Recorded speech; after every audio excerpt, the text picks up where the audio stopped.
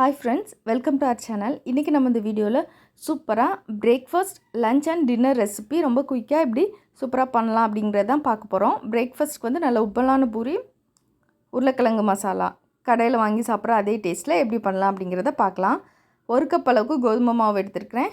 1/2 spoon salt சேர்த்துக்கலாம். Mix பண்ணதுக்கப்புறம் 1 spoon அளவுக்கு ஆயில் சேர்த்து நல்லா மிக்ஸ் பண்ணிவிட்டு கொஞ்சம் கொஞ்சமாக தண்ணி ஊற்றி நம்ம பிசையணும். ரொம்ப தளர்வாக பிசையாமல் கொஞ்சம் மீடியமாக நம்ம பிசைஞ்சிக்கிடலாம். இது கூட ரவை சேர்த்து நம்ம பண்ணாலும் நல்லா உப்பலாக தான் வருது, சேர்க்காமல் பண்ணாலும் உப்பலாக தான் வருது. ஸோ நான் ரவை எதுவுமே சேர்க்கலை. இது ஒரு 15 நிமிஷங்கிட்ட ஊறட்டும். நம்ம கிரேவி வச்சுட்டு அப்புறம் வந்து செய்யலாம். ஸோ உருளைக்கிழங்கு 2 வந்து வேக வச்சு ரெடியாக வச்சுருக்கிறேன். ஆனியன், ஒரு சின்ன தக்காளி, அப்புறம் காரத்துக்கு பச்சை மிளகாய் மட்டும்தான், இஞ்சி பூண்டு குட்டி குட்டியாக கட் பண்ணதை வச்சுருக்கேன். இப்போ வந்து நம்ம உருளைக்கிழங்கு மசாலா செய்யலாம். ஆயில் ஹீட் ஆனதும் கொஞ்சமாக கடுகு சேர்த்துக்கலாம். கடுகு பொரிச்சிச்சு. இப்போ ஒரு 1/2 ஸ்பூன் அளவுக்கு கடலைப்பருப்பு சேர்த்துருக்குறேன். இந்த ஆயிலே குட்டி குட்டியாக கட் பண்ண இஞ்சி பூண்டு அப்புறம் பச்சை மிளகாய் சேர்த்துக்கலாம். கொஞ்சமாக கருவேப்பிலையும் சேர்த்துருக்குறேன். இது லைட்டாக வதங்கினதுக்கப்புறம் நம்ம ஆனியன் சேர்த்துக்கலாம். ஆனியன் கொஞ்சம் நிறைய சேர்த்துக்கிட்டால் நல்லாயிருக்கும். ஆனியன் நல்லா ஃபுல்லாக கலர் சேஞ்ச் ஆகிற அளவுக்கு நம்ம குக் பண்ணணும்னு அவசியம் இல்லை. ஒரு 80% அளவுக்கு மட்டும் வெந்தால் போதும். ஒரு 1/2 ஸ்பூன் அளவுக்கு உப்பு சேர்த்துருக்குறேன். இதில் நல்லா நம்ம வதக்கிக்கிடலாம். 1/2 ஸ்பூன் அளவுக்கு மஞ்சள் தூள் சேர்த்துட்டு இந்த ஆயிலே கொஞ்சம் ஒரு 2 நிமிஷம் மட்டும் அந்த ரா ஸ்மெல் போகட்டும், லைட்டாக வதக்கிடலாம். இது கூட ஒரே ஒரு தக்காளி, சின்ன தக்காளி போதும், இதையும் சேர்த்துருக்குறேன். இனி வந்து நம்ம தண்ணி கொஞ்சம் கொதித்ததுக்கப்புறம் நம்ம மசிச்சு வச்சுருக்க உருளைக்கிழங்கை வந்து உள்ளே சேர்த்துடலாம். இது கொஞ்சம் நேரம் கொதிக்கட்டும். நமக்கு இன்னும் நல்லா திக்காக வரணும், ஹோட்டலில் வாங்கி சாப்பிட்ற அதே டேஸ்ட்டு வரணும் அப்படின்னா இது கூட நம்ம கொஞ்சம் பொரிகடலை மாவு வந்து கரைச்சி நம்ம ஊற்றினோன்னா அதே டேஸ்ட்டு நமக்கு கிடைக்கும். ஸோ உருளைக்கிழங்கெல்லாம் சேர்த்துட்டேன். இது கூடயே 1 ஸ்பூன் அளவுக்கு நான் பொரிகடலை மாவு எடுத்திருக்கேன். இது கூட தண்ணி மிக்ஸ் பண்ணி இதனோடய சேர்த்து நல்லா கொதிக்க வைக்கலாம். தண்ணிலாம் வற்றி நமக்கு நல்ல கிரேவி பதத்துக்கு வந்ததுக்கப்புறம் ஸ்டவ்வை ஆஃப் பண்ண வேண்டியதான். இறக்குறதுக்கு முன்னே நல்லா சூப்பராக மல்லி இலை தூவி இறக்கிட்டோம் அப்படின்னா நல்லா சூப்பராக வாசனையோடு நம்ம ஹோட்டலில் வாங்கி சாப்பிட்ற அதே டேஸ்ட்டு வந்து நமக்கு வீட்லேயும் கிடைக்கும். இப்போ வந்து நமக்கு கிரேவி ரெடி ஆகிட்டு உப்பு காரெல்லாம் கரெக்டாக இருக்கான்னு செக் பண்ணிக்கலாம். இப்போ பூரி போட்டுடலாம். பூரி வந்து நல்லா உப்பலாக வர்றதுக்கு நல்ல ஆயில் ஹீட்டாக இருக்கணும் ஒன்று. இன்னொன்று வந்து நம்ம தேய்க்கிறதுலேயும் இருக்குது. ரொம்ப தடிமனாகவும் சேர்த்துடக்கூடாது, ரொம்ப மெல்லிசாக தேய்க்கக்கூடாது. கொஞ்சம் நம்ம மீடியமாக நம்ம தேய்ச்சிக்கணும். அப்போ தான் உப்பெல்லாம் நல்லா வரும். ஆயில் நல்லா ஹீட் ஆனதுக்கப்புறம் தான் போடணும். அப்போ தான் நல்லா பொங்கி நமக்கு வரும். ஒரு பக்கம் வெந்ததும் அடுத்த பக்கம் திருப்பி போட்டு நம்ம எடுத்துக்கிட வேண்டியதான். நல்ல ஆயில் வந்து சூடாகணும். அந்த மாதிரி ரொம்ப தளர்வாகவும் நம்ம வந்து பூரிக்கு வந்து மாவு பிசையக்கூடாது. அவ்வளோதான், சூப்பராக நமக்கு பூரி ரெடி ஆகிட்டு. லஞ்சுக்கு வந்து வெண்டைக்காய் புளிக்குழம்பு எப்படி பண்ணலான்னு பார்க்கலாம். ரொம்ப ஈஸியாக பண்ணிடலாம். ரொம்ப சூப்பரான டேஸ்ட்டில் இருக்கும் வெண்டைக்காய் புளிக்குழம்பு. டக்குன்னு நமக்கு வந்து வேலை முடியும். ஒரு 4-5 வெண்டைக்காய் வந்து கட் பண்ணி எடுத்துருக்கிறேன். இதோட குட்டி குட்டியான சைஸில் கூட எடுத்துக்கலாம். கொஞ்சம் வெறும் வானலியில் வந்து நம்ம வதக்கிக்கலாம். அந்த வழுவழுப்பு தன்மை போகிறதுக்காக வதக்கி தனியாக ஆற வச்சுக்கலாம். இப்போ குழம்பு செய்கிறதுக்கு பாத்திரம் சூடானதும் நல்லெண்ணெய் சேர்த்துருக்கேன். கொஞ்சமாக கடுகு, 1/4 ஸ்பூன் அளவுக்கு வெந்தயம் சேர்த்துக்கலாம். இது கூட கொஞ்சமாக கருவேப்பில் மட்டும் சேர்த்துருக்கேன். ஒரு கையளவுக்கு பூண்டு அதிகமானாலும் சேர்க்கலாம், நம்மளோட விருப்பம். எவ்வளோ வேணுமோ அவ்வளோ சேர்த்துக்கிடலாம். இது பூண்டு பாதி குக் ஆனதுக்கப்புறம் 1 கப் அளவுக்கு சின்ன வெங்காயம் தான் நல்லா சூப்பரான டேஸ்ட்டில் இருக்கும். அந்த சின்ன வெங்காயம் சேர்த்து நல்லா வதக்கிக்கிடலாம். ஒரு 1/2 ஸ்பூன் அளவுக்கு கல் உப்பு சேர்த்துருக்குறேன். இனி நம்ம காரத்துக்கு வந்து 1 ஸ்பூன் அளவுக்கு மிளகாய்த்தூள், அப்புறம் குழம்பு மிளகாய்த்தூள் வந்து 1 ஸ்பூன் சேர்த்துருக்குறேன். குழம்பு மிளகாய்த்தூள் இல்லை அப்படின்னா மல்லித்தூள் வந்து நம்ம இதுக்கு பதிலாக சேர்த்துக்கலாம். இது ஆயிலே 2 நிமிஷம் வதங்கட்டும். அப்போனா அந்த ரா ஸ்மெல் எல்லாமே நமக்கு போயிடும். ஒரே ஒரு தக்காளி மட்டும் கட் பண்ணி இதனோடய சேர்த்துக்கலாம். ஒரு சின்ன நெல்லிக்காய் சைஸ் அளவுக்கு புளி வந்து அப்போவே ஊற வச்சு கரைச்சி ரெடியாக வச்சுருக்கிறேன். இப்போ நம்ம வதக்கி வச்சுருக்க வெண்டைக்காயும் உள்ளே சேர்த்துடலாம். இனி நம்ம புளி கரைசலை வந்து இதனோடய சேர்த்துட்டு குழம்புக்கு தேவையான தண்ணியும் ஊற்றிக்கலாம். ரொம்ப அதிகமாக தண்ணி ஊற்றணுன்னு அவசியம் இல்லை.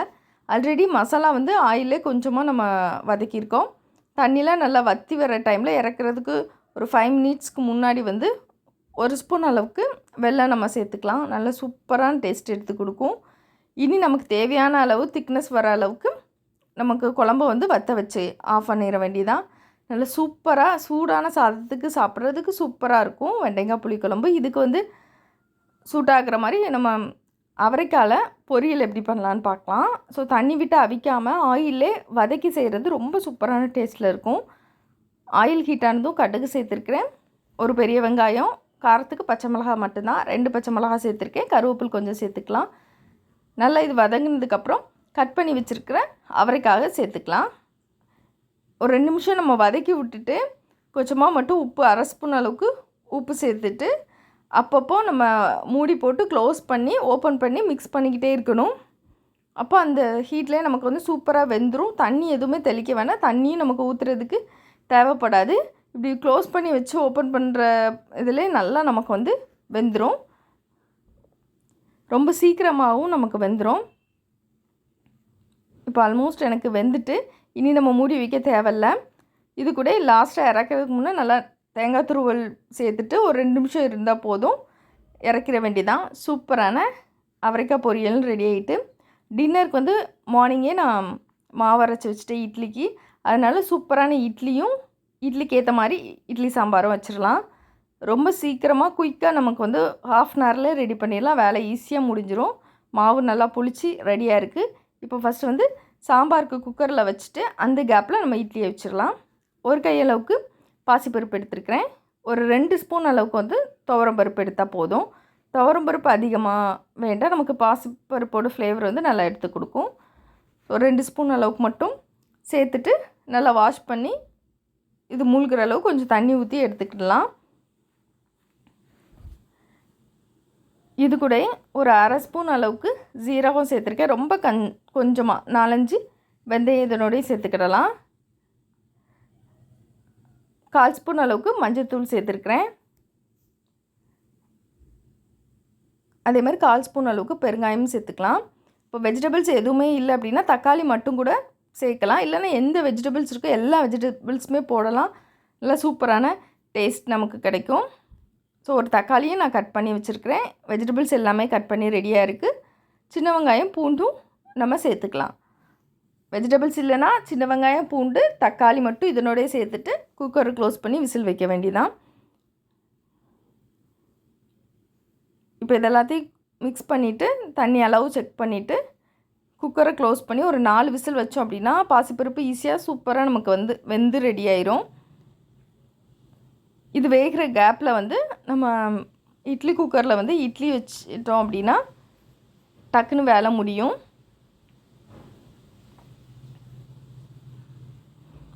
இது ஒரு பக்கம் வெந்துட்டுருக்கட்டும். தேங்காய் சட்னி ரொம்ப குயிக்காக பண்ணிடலாம். ஒரு 2 சில் தேங்காய் எடுத்துக்கலாம். இது கூட 2 பச்சை மிளகாய் எடுத்துருக்கேன். 1 ஸ்பூன் அளவுக்கு உடச்ச கடலை சேர்த்து அரைச்சி ரெடி பண்ணி வச்சுக்கலாம். தேவையான அளவு தண்ணி ஊற்றி உப்பும் சேர்த்து வச்சுக்கலாம். நம்ம சாம்பார் தாளிப்போம்ல, அப்போ அதுக்கும் அதே தாளிப்பை எடுத்து ஊற்றிடலாம். வேலை ஈஸியாக முடியும். சூப்பராக பருப்பு வெந்துட்டு இப்போ காய்கறிகள் மட்டும் தனியாக எடுத்து வச்சுட்டு கடைஞ்சிட்டு திருப்பி சேர்க்கலாம். அல்லது காய்கறிகளோடு சேர்த்து நம்ம கடைஞ்சி சேர்க்கலாம். எதுனாலும் நல்லா சூப்பரான டேஸ்ட் இருக்கும். நான் பச்சை மிளகாய் ஃபஸ்ட்டே போட மறந்துட்டு அதனால் இப்போ போட்டிருக்கேன். திருப்பி நம்ம கொஞ்சம் தண்ணி ஊற்றி ஸ்டவ் ஆன் பண்ணி சாம்பார் தூள் 1 ஸ்பூன் சேர்த்து ஒரு 2 நிமிஷம் கொதி வந்ததுக்கு அடுத்து மல்லி இலை தூவி ஆஃப் பண்ணிடலாம். தாளிக்கிறதுக்கு கடுகு, சின்ன வெங்காயம், கருவேப்பில் சேர்த்து தாளிச்சிக்கலாம்.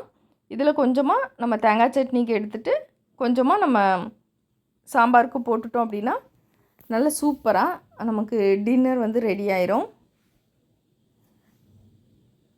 ஆஃப் பண்ணிவிட்டு கொஞ்சமாக பெருங்காயத்தூள் மட்டும் சேர்த்துருக்கேன்.